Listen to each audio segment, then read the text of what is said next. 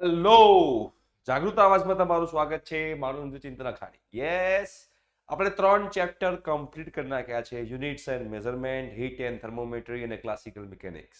Okay, આજે chapter number 4 start કરવા જઈ રહ્યા છીએ. વેવ્સ, મોશન, એપ્લિકેશન, ઓપ્ટિક્સ ને બધું જે છે એના વિશે આપણે વાત કરશું. પણ એના માટે આજે આપણે વેવ્સની વાત કરશું. વેવ્સ, ઓકે, સરસ મજાના વેવ્સ છે, એના વિશે આપણે વાત કરશું. અને આગળના તમારે જો ચેપ્ટર્સ જોવાના બાકી હોય તો પ્લેલિસ્ટની લિંક હું નીચે ડિસ્ક્રિપ્શન બોક્સમાં મૂકી દઉં છું. મેથ્સ, ઇંગ્લિશ અને ફિઝિક્સ ત્રણેના પ્લેલિસ્ટ બનાવ્યું છે આપણે. તમારે જોવું તો તમે જોઈ શકો છો. વોટ્સએપ ગ્રુપની લિંક પણ મૂકી દઉં છું. એકવાર જોડાઈ ગયું તો બીજી વાર જોડાવાની જરૂર નથી. Okay, yes. તો વેવ્સ જે છે જેને આપણે ગુજરાતીમાં શું કહીએ છીએ? તરંગો. મોજા નહીં હો, તરંગો. નાઉ what is the meaning of waves? ભાઈ, તરંગોની ડેફિનેશન શું છે? તો ધારો કે આ દોરડું મેં મૂક્યું છે અહીંયા આગળ. આ દોરડું પડ્યું છે. આ એક દોરડું પડ્યું છે. આ એક રસ્સી છે, બરોબર? રોપ છે. આ હવે અહીંથી હું પકડું છું, અહીંથી હું પકડું છું, આમ હલાવું છું. આમ આપણે જીમમાં પણ તમારે લોકો એક્સરસાઇઝ કરી છે, ખબર છે? આમ જીમમાં તમે એક્સરસાઇઝ કરી હશે. તો આને હું આમ કરીને ઉછાળીને ફેંકું છું તો શું થશે? આમ એક પ્રકારનું મોજું બનશે. આમ આમ એવું ક્યારે થયું? જ્યારે ડિસ્ટર્બન્સ ક્રિએટ થયું ત્યારે. મતલબ વેવ શું છે? Wave is one type of disturbance, બરોબર?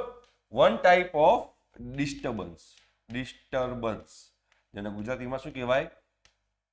વેવ એક પ્રકારનો વિક્ષોભ છે.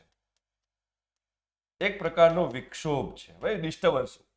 જ્યારે ડિસ્ટર્બન્સ ક્રિએટ કરો, જ્યારે વિક્ષોભ ઉભો કરો ત્યારે વેવ પ્રોડ્યુસ થાય, એટલે કે ત્યારે તરંગ ઉત્પન્ન થાય. અને આ વિક્ષોભ જે છે એ વિક્ષોભનું એક જગ્યાએથી બીજી જગ્યાએ સ્થાનાંતર થશે.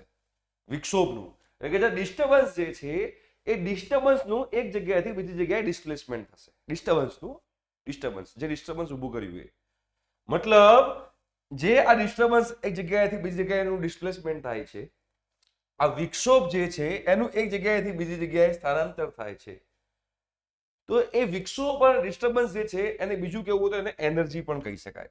આજે ડિસ્ટર્બન્સ છે વન ટાઈપ ઓફ શું હશે? ડિસ્ટર્બન્સ જે છે બેટા એ વન ટાઈપ ઓફ એનર્જી છે. એટલે કે વિક્ષોભ જે છે એ વન ટાઈપ ઓફ ઉર્જા છે. મેં આગળ કીધું હતું કે ઉર્જાનું સંરક્ષણ થાય છે, ઉર્જાનું સર્જન કે વિનાશ શક્ય નથી. Energy can not be created, can not be destroyed. તો હું કોઈ દોરડાથી આમ કરું તો મેં કાર્ય કર્યું, મેં વર્ક એનર્જી કરી. તો એ જે વર્ક એનર્જી કરી તો વર્ક એનર્જી બીજી કોઈ એનર્જીમાં ટ્રાન્સફર થશે. એ ડિસ્ટર્બન્સ અને વિક્ષોભના ફોર્મમાં ટ્રાન્સફર થઈ અને આખો આમ વેવ પ્રોડ્યુસ થાય. અને મારું જે દોરડું જે છે, મારું દોરડું કંઈક આમ આમ આમ આમ આમ થઈ જાય. મારું દોરડું આમ આમ આમ થઈ જાય. તમે જોશો તો તમને ખબર પડશે. આ ટાઈપનું મારું દોરડું બની જશે જ્યારે હું ડિસ્ટર્બન્સ ક્રિએટ કરું ત્યારે. જ્યારે હું વિક્ષોભ ઉભો કરું ત્યારે આ જે સાદું દોરડું હોય આમ કરું ને એટલે આ પ્રમાણે એનું વેવ પ્રોડ્યુસ થાય, આ પ્રમાણે એનું તરંગ ઉત્પન્ન થાય. પણ એની અંદર તમે જોશો ને તો આ જગ્યાએ જે મોલેક્યુલ રહેલો છે, આ જગ્યાએ જે મોલેક્યુલ રહેલો છે, આ જગ્યાએ જે મોલેક્યુલ રહેલો છે, એટલે કે આ જગ્યાએ જે અણુ રહેલો છે એ ખાલી આમ થશે. એ અણુનું સ્થાનાંતર નહીં થાય, એ પોતાની જગ્યાએ વાઇબ્રેટ થશે, પોતાની જગ્યાએ ઉપર નીચે થશે. બટ એ અણુનું સ્થાનાંતર નહીં થાય, એટલે કે મોલેક્યુલનું ડિસ્પ્લેસમેન્ટ નહીં થાય. તમને એવું લાગશે ખરા કે આમ આમ આમ થતું હોય ને, તમને એવું લાગશે, શું લાગશે કે બોસ આ આખો અણુ જે છે, દોરીનો જે મોલેક્યુલ છે, આ જે રોપ છે, રોપનો જે મોલેક્યુલ છે, આ દોરી છે, દોરીનો જે અણુ છે એ એક જગ્યાએથી બીજી જગ્યાએ જાય છે. ના, એ એક જગ્યાએથી બીજી જગ્યાએ જતો જ નથી. એ એક જગ્યાએથી બીજી જગ્યાએ જતો નથી, ખાલી પોતાની જગ્યા આમ થાય છે. હું તમને એક્ઝામ્પલ આપીશ, તમને એનિમેશન બતાવીશ, તમને લોકોને આઈડિયા આવશે. રાઈટ? તો what is the meaning of wave?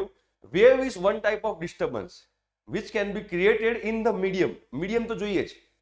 અને એ વેવ જે છે, જે ડિસ્ટર્બન્સ ક્રિએટ થાય છે એ પ્રોપોગેટ થાય છે. મતલબ કે ડિસ્ટર્બન્સ મૂવ થાય છે એક જગ્યાએથી બીજી જગ્યાએ, એના કારણે વેવ પ્રોડ્યુસ થાય છે. આપણે ગુજરાતીમાં કહીએ તો તરંગ એક પ્રકારનો વિક્ષોભ છે જે માધ્યમમાં એક જગ્યાએથી બીજી જગ્યાએ જાય છે. માધ્યમની જરૂર પડે. અમુક તરંગ એવા હોય જેને માધ્યમની જરૂર પડે, અમુક તરંગો એવા હોય જેને માધ્યમની જરૂર ના પડે. બરાબર? તો એના આધારે એના બે ટાઈપ પડે છે. જુઓ, આ મેં લખ્યું છે વેવ એન્ડ મોશન એમાં અમે મિકેનિકલ વેવ્સ અને non mechanical waves. Mechanical waves અને નોન મિકેનિકલ વેવ્સ નો મતલબ શું થયો? યાંત્રિક તરંગો અને બિન યાંત્રિક તરંગો. આજે મિકેનિકલ વેવ્સ જે છે એને આપણે યાંત્રિક તરંગો કહી શકીએ. યાંત્રિક તરંગો, બરાબર છે. અને જે નોન મિકેનિકલ વેવ્સ છે બેટા, નોન મિકેનિકલ વેવ્સ એને કહીએ છીએ આપણે બિન યાંત્રિક તરંગો. બિન યાંત્રિક તરંગો, બરાબર છે, બિન યાંત્રિક તરંગો. હવે યાંત્રિક તરંગો, બિન યાંત્રિક તરંગો એટલે કે મિકેનિકલ વેવ્સ અને નોન મિકેનિકલ વેવ્સ જે છે એ વચ્ચેનો ફરક શું છે મેઇન? તો જે મિકેનિકલ વેવ્સ છે એમાં મીડિયમની જરૂર પડશે. જે મિકેનિકલ વેવ છે મીડિયમની જરૂર પડશે, એટલે કે માધ્યમ જોઈશે. માધ્યમ વગર વેવ પ્રોડ્યુસ ના થાય. નોન મિકેનિકલ વેવ્સ જે છે એમાં મીડિયમની જરૂર નહીં પડે. મીડિયમની જરૂર નહીં પડે એટલે કે માધ્યમની જરૂર નહીં પડે. માધ્યમની જરૂર નહીં પડે. તો એવા જે વેવ્સ છે, એવા જે તરંગો જે છે એને મિકેનિકલ, નોન મિકેનિકલ વેવ્સ એટલે કે બિન યાંત્રિક તરંગો કહેવાય. કદાચ ગુજરાતીમાં પાછી પીપીટી બનાવી છે આ વખતે આપણે, બરાબર છે. આ રહ્યું જો યાંત્રિક તરંગો, બિન યાંત્રિક તરંગો બનાવેલી છે ગુજરાતીમાં, પીપીટી બનાવી છે આ. એટલે કે મીડિયમની જરૂર પડે તો એને કહેવાય મિકેનિકલ વેવ્સ. મીડિયમની જરૂર ના પડે તો એને કહેવાય નોન મિકેનિકલ વેવ્સ. એટલે કે માધ્યમની જરૂર પડે તો એને યાંત્રિક તરંગો, માધ્યમની જરૂર ન પડે તો એને બિન યાંત્રિક તરંગો. તો માધ્યમની જરૂર ન પડે એ જ કયા છે? ઇલેક્ટ્રોમેગ્નેટિક વેવ, વિદ્યુત ચુંબકીય તરંગો, લાઇટ છે, એક્સરે છે, આ બધા જે છે એ નોન મિકેનિકલ વેવ્સ છે. તો મિકેનિકલ વેવ્સ કયા છે? તો સાઉન્ડ વેવ જે છે, બરોબર, sound wave in glass or water, બરોબર, મીડિયમ પાર્ટિકલ્સ, ઓકે, તો ચાલશે.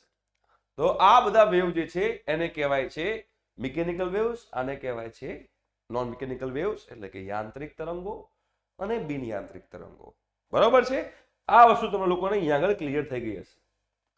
હવે આમ જોવા જઈએ તો તરંગો પાછા બીજા બે પ્રકારના પણ છે, લોંગિટ્યુડનલ અને ટ્રાન્સવર્સ. એક છે ટ્રાન્સવર્સ વેવ છે, તમને એક્ઝામ્પલ આપીશ. અને બીજું જે છે એ લોંગિટ્યુડનલ છે, લોંગિટ્યુડનલ વેવ્સ. બરાબર છે. અમુક લોકો લોન્જિટ્યુડનલ બોલશે, અમુક લોકો લોંગિટ્યુડનલ બોલશે. તમારી ઈચ્છા, તમારે જે બોલવું હોય તમે લોકો બોલી શકો છો. જે ટ્રાન્સવર્સ વેવ છે એને ગુજરાતીમાં કહેવાય છે લંબગત તરંગો. લંબગત તરંગો, બરાબર. અને જે લોન્જિટ્યુડનલ વેવ્સ છે એને કહેવાય છે સંગત તરંગો. સંગત તરંગો, બરાબર. તો પહેલા આપણે વાત કરશું ટ્રાન્સવર્સ વેવની. પહેલા હું વાત કરીશ બેટા ટ્રાન્સવર્સ વેવ. આ જે ટ્રાન્સવર્સ વેવ જે છે જેને આપણે ગુજરાતીમાં શું કહીશું? લંબગત તરંગો. લંબગત તરંગો. એની અંદર શું થશે? તો એની અંદર જે વેવ છે એ વેવ આ પ્રમાણે જશે, આમ આ પ્રમાણે વેવ થાય. એટલે કે આ ધારો કે રોપ પડ્યું છે. મેં તમને પહેલા એક્ઝામ્પલ આપ્યું હતું ને કે ધારો કે રોપ છે, આ રોપ છે, રોપ આમ જ પડ્યું છે, રોપ આમ જ પડી છે. હવે હું આનો ડિસ્ટર્બન્સ ક્રિએટ કરું છું. તો ડિસ્ટર્બન્સ ક્રિએટ કરું છું એના કારણે વેવ ક્રિએટ થાય છે. એટલે કે હું વિક્ષોભ ઉભો કરું છું એના કારણે તરંગ ઉદ્ભવે છે. તો તરંગ આ દિશામાં જશે, વેવ આ ડાયરેક્શનમાં જશે. બટ જે રોપના પાર્ટિકલ છે, રોપનો જે અણુ છે એનું થશે વાઇબ્રેશન, એનું થશે કંપન. વાઇબ્રેશન મતલબ કંપન. એ કંપન થશે આમ, કંપન આમ થશે, પણ વેવ જશે આમ. તો આ થઈ ગઈ તમારી વેવની ડાયરેક્શન, મતલબ આ થઈ ગઈ તમારી તરંગની દિશા, આ થઈ ગઈ તમારા વાઇબ્રેશનની ડાયરેક્શન. મતલબ કે ડિસ્પ્લેસમેન્ટ કોનું? અણુઓનું આમ થાય છે, બરોબર છે. આમથી આમ થાય છે. મતલબ કે વાઇબ્રેશનની ડાયરેક્શન, જે મોલેક્યુલ છે એ મોલેક્યુલના વાઇબ્રેશનની ડાયરેક્શન અને વેવની ડાયરેક્શન જે છે એ બંને એકબીજાને પરપેન્ડિક્યુલર હોય તો એને ટ્રાન્સવર્સ વેવ કહેવાય. ગુજરાતીમાં કહીએ તો જે તરંગની દિશા છે, જે દિશામાં તરંગ આગળ વધે છે એ તરંગની દિશા અને અણુઓના કંપનની દિશા બંને એકબીજાને લંબ હોય, તો એવા સંજોગો જે તરંગ બને એને લંબગત તરંગ કહેવાય. હું તમને સિમ્પલ એક્ઝામ્પલ સાથે બતાવું, તમને લોકોને આઈડિયા આવે. જો આ ડિસ્ટર્બન્સ આપણે ક્રિએટ કરીએ છીએ, આ ડિસ્ટર્બન્સ ક્રિએટ કરીએ તો જો આ લાલ કલરનો જે અણુ છે એ ખાલી આમ ને આમ થશે. લાલ કલરનો અણુ તમે જુઓ, આ લાલ કલરનો અહીંયા છે, લાલ કલરનો અહીંયા છે, એ આમ નથી જતો, એ આમ નથી જતો, એ ઉપર નીચે થાય છે. જુઓ, આ લાલ કલરનો જે છે એ ઉપર નીચે થાય છે. ખબર પડી તમને શું કહેવા માંગુ છું? લાલ કલરનો જે છે અણુ એ ઉપર નીચે થાય છે ને વેવ આમ જાય છે. મતલબ કે વાઇબ્રેશનની ડાયરેક્શન અને જે વેવ છે એ વેવની ડાયરેક્શન બંને પરપેન્ડિક્યુલર છે. એટલે કે કંપનની દિશા અને તરંગની દિશા બંને એકબીજાને લંબ છે. તો આ ટાઈપનો જે તરંગ હોય એને ટ્રાન્સવર્સ, આ ટાઈપનો જે વેવ હોય એને આપણે ટ્રાન્સવર્સ વેવ એટલે કે લંબગત તરંગ કહીએ છીએ. એમાં હંમેશા શું હોય તો ઉપર ક્રેસ્ટ બને, નીચે બને ટ્રફ. આ ક્રેસ્ટ જે છે એ ક્રેસ્ટને આપણે શું કહીશું બેટા? ક્રેસ્ટને આપણે ગુજરાતીમાં કહીએ છીએ, અહીંયા આગળ હું પેન બદલી કાઢું એટલે તમને લોકોને આઈડિયા આવે. જે ક્રેસ્ટ જે છે એ ક્રેસ્ટને આપણે ગુજરાતીમાં જે કહીએ તો એને કહેવાય શૃંગ. શૃંગ કહેવાય. અને જે આ જે નીચે બને છે, નીચે, એને આપણે કહીએ છીએ ટ્રફ, TROUGH, જેને આપણે ગર્ત પણ કહીએ છીએ. જેને આપણે શું કહીએ છીએ બેટા? ગર્ત પણ કહીએ છીએ. એટલે જે મેં આગળ ફિગર ડ્રો કરી બેટા, જે મેં આગળ ફિગર ડ્રો કરી, કઈ ફિગર ડ્રો કરી હું તમને બતાવું, તમને લોકોને આઈડિયા આવે આ ફિગરમાં. એટલે કે મેં બીજી એક સરસ મજાની ફિગર ડ્રો કરી હશે, તમને બતાવું તો તમને ખબર પડે. આ રહીએ. તો આ જે છે ને એને ક્રેસ્ટ કહેવાય, એટલે કે શૃંગ કહેવાય. શું કહેવાય? શૃંગ ગુજરાતીમાં. બરાબર છે. અને આ જે છે એને કહેવાય છે ટ્રફ, TROUGH, એટલે કે ગર્ત. ગુજરાતીમાં આપણે ગર્ત કહીશું. તો હવે તમને ખબર પડી ગઈ ટ્રાન્સવર્સ વેવ કોને કહેવાય.